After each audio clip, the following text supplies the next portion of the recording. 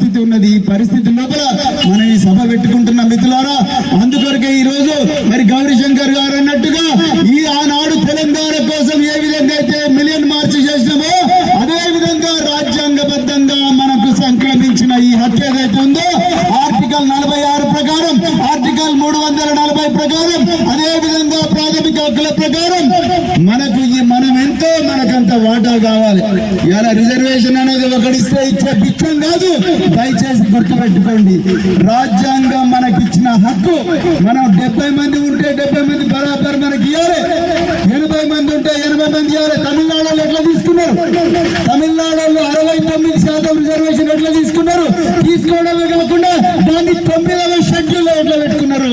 తెలంగాణలో 52% మంది ఉండి కేవలం 27% మందికి ఎట్లా రిజర్వేషన్ ఇస్తున్నాం?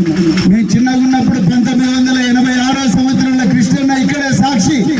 86-87 సంవత్సరాల నాటి ముఖ్యమంత్రి ఎన్టీ రామారావు గారు ఈ 23% నుంచి 44 చేస్తే ఆ రోజు రాష్ట్రాన్ని రావణ కాష్టంగా మార్చింది ఎవరు?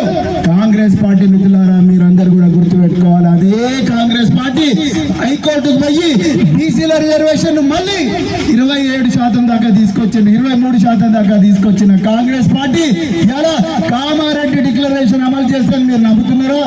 నేనైతే నమ్ముతలేను మిత్రులారా. కానీ వాళ్ళందరి మెడబట్టి గలబట్టి ఈ కామారెడ్డి డిక్లరేషన్ అమలు చేయించాల్సిన బాధ్యత ప్రతి బహుజన బిడ్డ మీద ఉందని చెప్తూ మరింత చక్కటి అవకాశం, ఇంత చక్కటి సభ జరిపినందుకు రాజారాం యాదవ్ గారికి మరొకసారి ధన్యవాదాలు తెలుపుతూ, అదే విధంగా ఈ పోరాటం ఇంతటితో ఆగకూడదు.